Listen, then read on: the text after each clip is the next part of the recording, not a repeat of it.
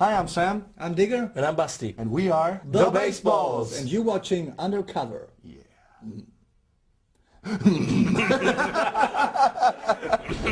Sam, Digger and Basti are the Baseballs, and they've been doing it for a few years now. And I'd like to introduce you guys. In the words of the great John F. Kennedy, Ich bin in ein Berliner.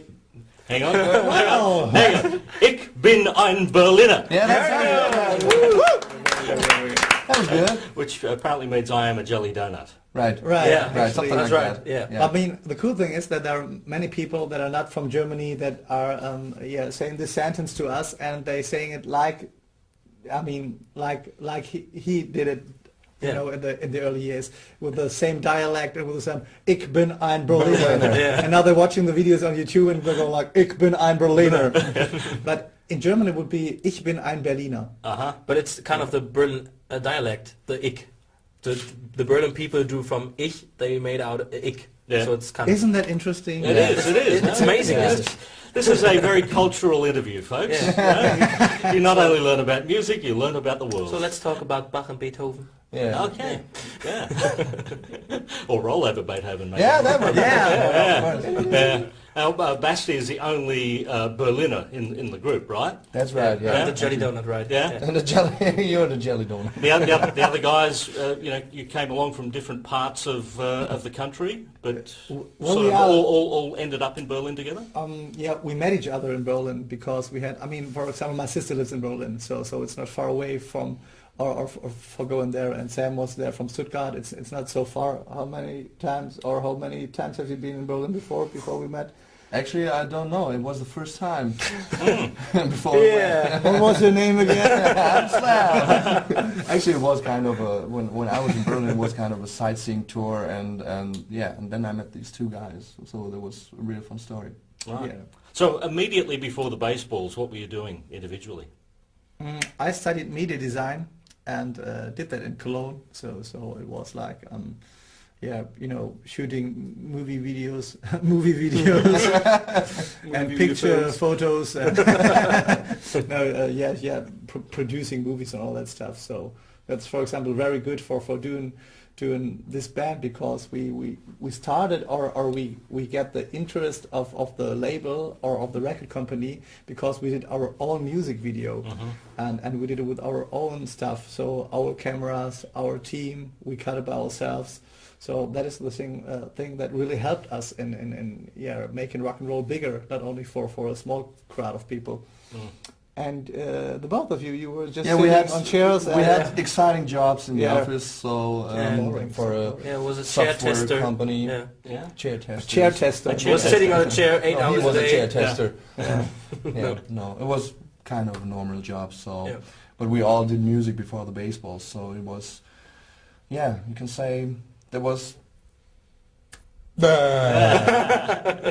good that we met each other. Well, the Baseballs, the name is a very American sounding name. Yeah. How big is baseball in Germany? It isn't that big. No. No. So you're the biggest no one baseballs in knows. Germany. Yeah. Hopefully. I mean, actually, baseball is not that well known in all over Europe, but there was our. I mean, when we looked up for a name that has something in common with the 50s, but it's not like this is rock and roll.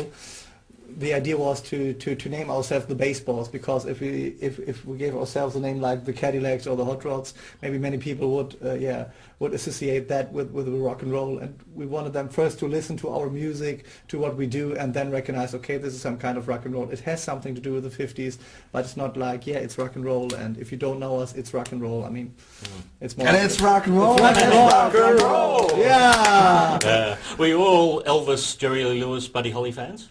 Yeah, you can say it started with Elvis Presley. We were very young when we listened to our first rock and roll record, and it was Elvis. So I was 6 years old and found a record in the room of my brother. He had a record collection, and there was one Elvis record, and I listened to it. Diego got an audio cassette to Christmas. These plastic, do you know these plastic cassettes with the No, holes I in it? remember Are they them. still Yes, available? I saw them at the Long museum time once. ago. Yeah. And Basti, he watched the Elvis movies Yeah. on Sunday, and he had some cake and donuts. Yeah.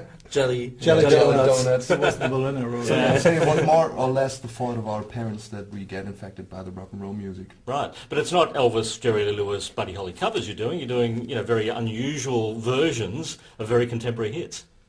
We had the idea to pick current songs of the charts and make them sound like a rock and roll song, because we try to find a way make younger people like we are. I mean, we are really young.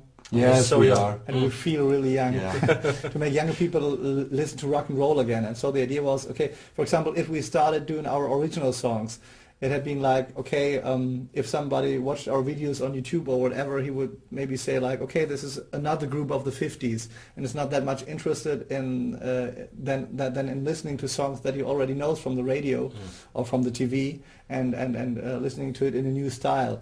And so that was the idea, to make this newer songs sound old school.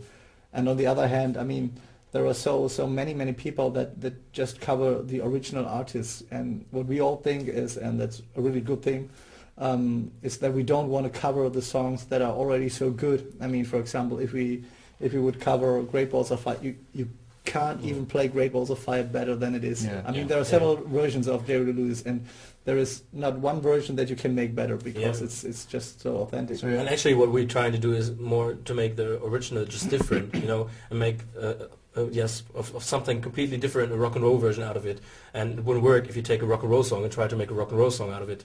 So that's why The best example is Chasing Cars from Snow Patrol. It's a real sad song. It has beautiful lyrics, and it's, heart breaking. So Yeah, we were all crying in the room. It took about 4 hours to get the right tune. You sound like very emotional guys. And like Rusty mentioned, we try to arrange or to make something real different to the original. But that is, we don't try to make, or we just want to keep it up, and we want to take it serious, and it's not making fun out of the original song or out of the artist. So, Have you had any feedback from the artists that you've covered?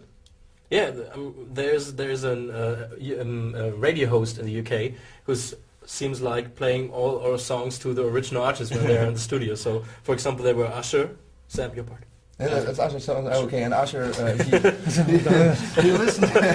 He listened to our Do you version. know this professor from the Sesame Street? Do you have this professor at the Sesame Street that is always he's explaining things, and then he falls asleep? Yeah. I just had Yeah, to so think about Usher, him. so let's get back to Usher. So you heard our version of Love in This Club, and he said something like, "Wow, it sounds great, like an Elvis remix of Love in This Club. My grandmother will love this." Something like that. Yeah. Yeah. That's pretty good. Thank you, Usher.